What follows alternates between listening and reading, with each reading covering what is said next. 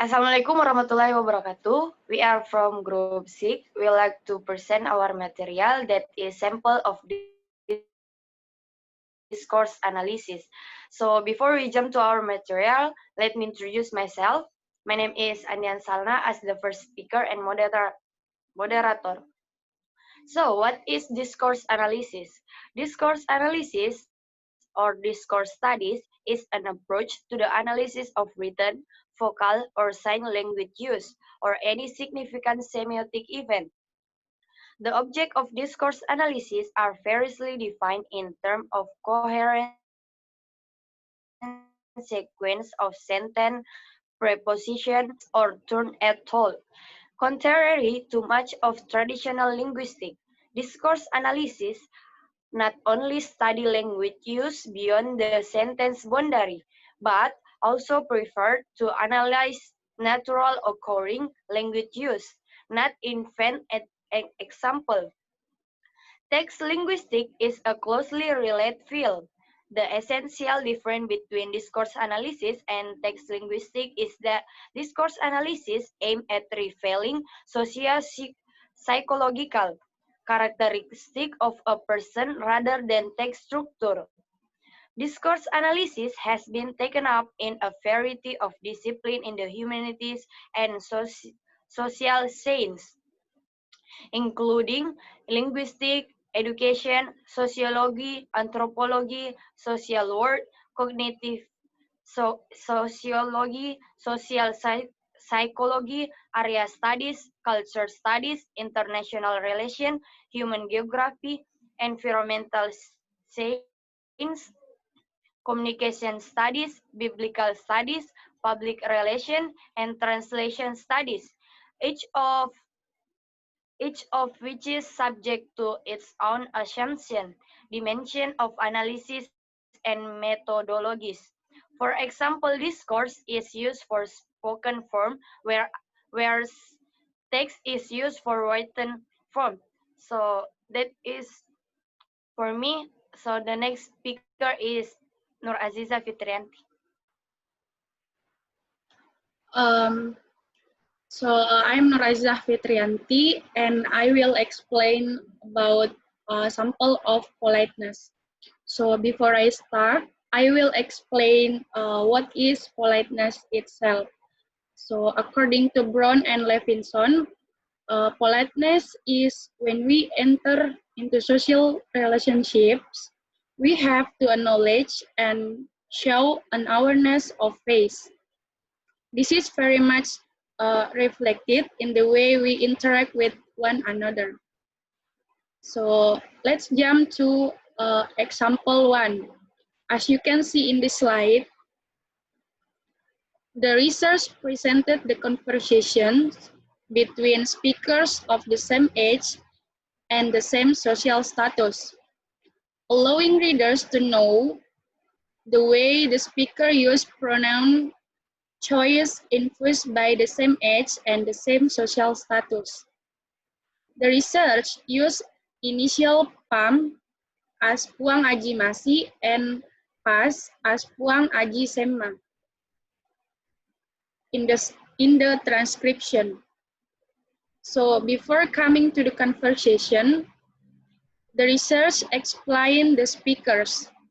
The age was also provided as seen in Puang Aji Masi 50 years old or Puang Aji Semma 50 years old. To identify the pronoun types the speaker used, the research used italics in the pointing expressions such as akedako. This function for the research as well as the readers to know stressing point in the conversation, which is later identified as the types of pronoun chosen by the speakers. So in explaining about this pronoun choice, the research compared to more polite pronoun as expressed in the word akedaki. So that's all for me.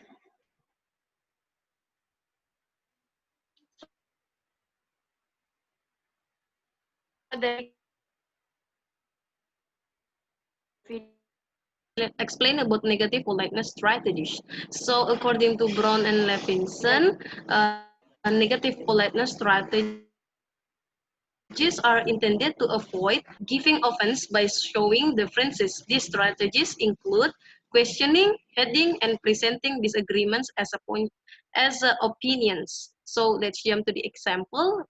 As you can see, the first example is teacher. The first speaker, come on, please come here. So in the example of point one is one of the acquisitions where the teacher softened his direct expression with conventionally polite expression, please. And the second example is teacher. Yeah, before we start our class today, I would like to review a little about the materials we have discussed together. Do you still remember the reader's letter? And the example of point two is the teacher try to modify direct expression with polite expression in order to attempt to avoiding a great deal of imposition the students.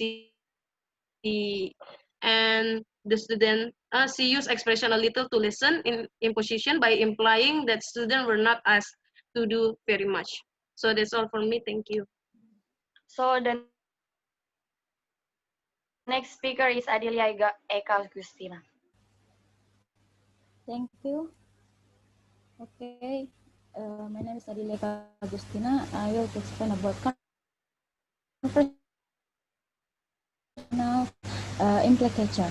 So conversational is an direct or implicit speech art. What is meant by speaker utterance that is not part of what is expected to say. The term is also known simply as implicature. It is the antonym or opposite of implicature, which is an explicitly communicated assumption. So you can see the example. The speaker say, kami kembali untuk Anda, pemirsa setia kami di Tekniot Indonesia. Ini saatnya menghadirkan play single kedua, namun sebelumnya kita nyalakan lampu mereka dulu. Satu pendatang baru langsung menemukan pasangannya. Ini harusnya jadi motivasi lagi penggerak buat para senior. Ayo lebih giat lagi mencari, mungkin para pria single kedua akan memikat hati Anda. Tunjukkan dirimu, bro. Selamat malam, bro. And our speaker say, selamat malam, Coki.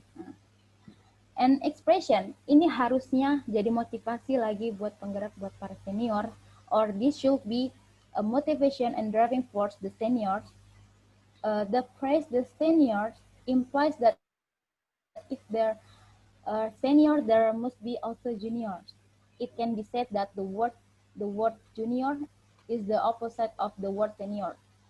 In the case, the word refers to the participants who have participated earlier and later in program.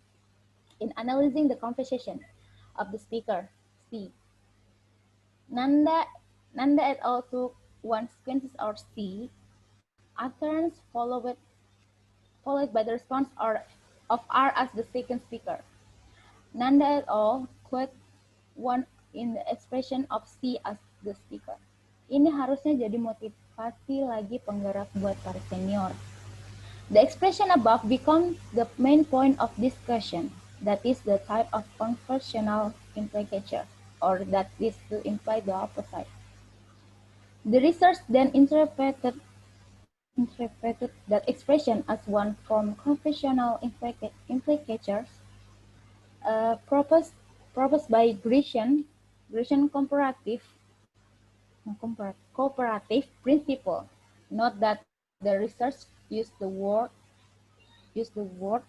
implies to show that they interpreted the conversation in the context. So also they use the word refers to show the referring terms in the text. So that's all for me. Thank you. So the next speaker is Andi Muhammad Nofri.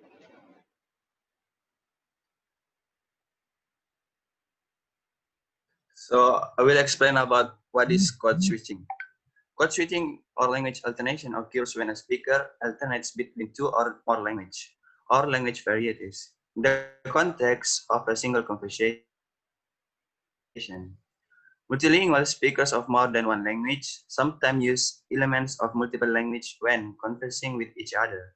Thus, code switching is the use of more than one linguistic variety in a manner consistent with the syntax and phonology of each variety. The term code switching is also used outside the field of linguistics. Some scholars of literature use the term to describe literary style that include elements from more than one language, as in novels by Chinese and American, Anglo-Indian, or Latino writers. In popular usage, code switching is sometimes used to refer to relatively stable informal mixture of two sociolinguistic study.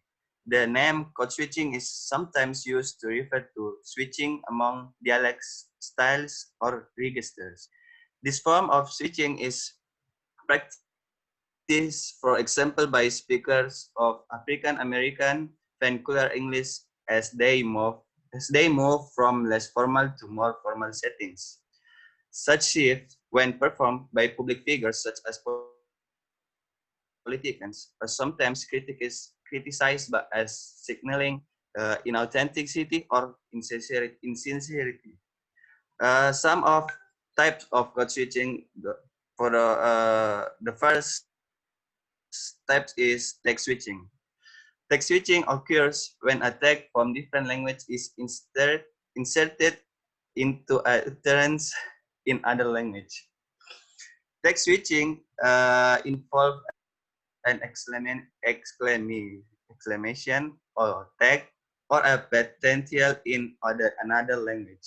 For example is hi malam guys. Sehubungan akan diadakan reuni akbar SMU Negeri 6 Makassar, kami selaku pengurus angkatan 04 angkatan akan melakukan pendataan. Untuk itu, sekiranya teman-teman bersedia mengirimkan nama lengkap, kelas berapa, dan nomor yang bisa dihubungi. Atas perhatiannya, kami mengucapkan banyak terima kasih. The type of code switching used in the sentence is classified into a text switching. The second type of code switching is intracentennial switching. A switch called intracentennial switching when a switch occurs within a sentence or clause boundary. This type of code switching may appear in the beginning, in the middle, and at the end of a sentence. The example of this code switching can be seen as follows. Fruit dinners, mangga and mint, and nenas. Manis, asam asin, seperti nano-nano. The type of code switching in the data above is considered as intrasentential switching. The member of the Facebook have switched the language from Indonesian into English. Maybe that's all from me. So the last speaker is Mapa Giling Abdi. My name is Mapa Giling Abdi Utama, and I will explain about speech act. Speech act. To understand a natural language dialect, a computer system must be sensitive to the speaker's intention, indicated through utterance. Since identifying the speech act of utterance is very important to identify speaker's intention. It is an essential part of a dialect analysis system. It is difficult, however, to infer the speech act from a surface utterance, since an utterance may represent more than one speech act according to the context. In the philosophy of language and linguistics, speech act is something expressed by an individual that not only presents information but performs an action as well. Now we jump to the example. As you can see, extract 1 above shows the use of representative speech act. In the above extract, the expressions show that the speaker tried to get the addresses to the something or to direct someone towards some goals of the speakers as expressed in Akanamak Numa Mio. I said you confirm. The speaker wanted to say and others listened to what he said. This is a kind of representative speech act, which aim to commit the speaker to the truth of his expression. So that is our material. Thank you for watching.